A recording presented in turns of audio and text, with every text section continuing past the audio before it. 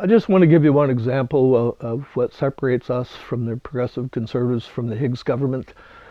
Uh, in 2018, when Higgs first went into office in a minority government, he did go to his ministers and he said, find cuts, find savings, do what you got to do. I want every department to come back and lay on my desk a list of areas where they can cut money. So they did. Later on, we came to learn of a woman in Miramichi who was handicapped. She was housebound. She was restricted to a wheelchair. She couldn't get out. She wanted to get her car done so that you would have the proper controls and whatever needed so that she would get her mobility back. The cost was, as we learned later, probably between $4,000 and $5,000. So it wasn't huge.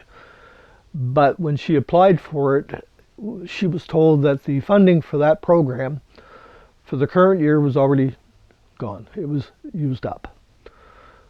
We started to dig into that a little bit on her behalf, and we found out that there were 12 to 16 people in the province who had also missed this deadline. We're talking about giving people freedom. We're talking about giving people their mobility back. We're talking about giving them some level of independence in their life. My gosh, I can't think of too much that would matter more. The total budget was cut by $75,000. Now you think about that for a minute. A provincial budget in the billions saw fit to cut $75,000 out of a program that would have gave these people their dignity, their independence, and desperately, greatly improved their value, their quality of life, and it was cut. I mean, that how cold and how uncaring can that be? I mean, I can't think of too much that would be worse, short of locking them in a closet. So anyway, we insisted that be reinstated.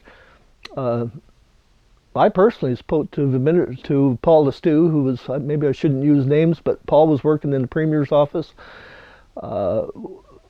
I called him specifically on this issue, and he said, well, we'd have to find the money. I said, Paul, you never should have cut it in the first place.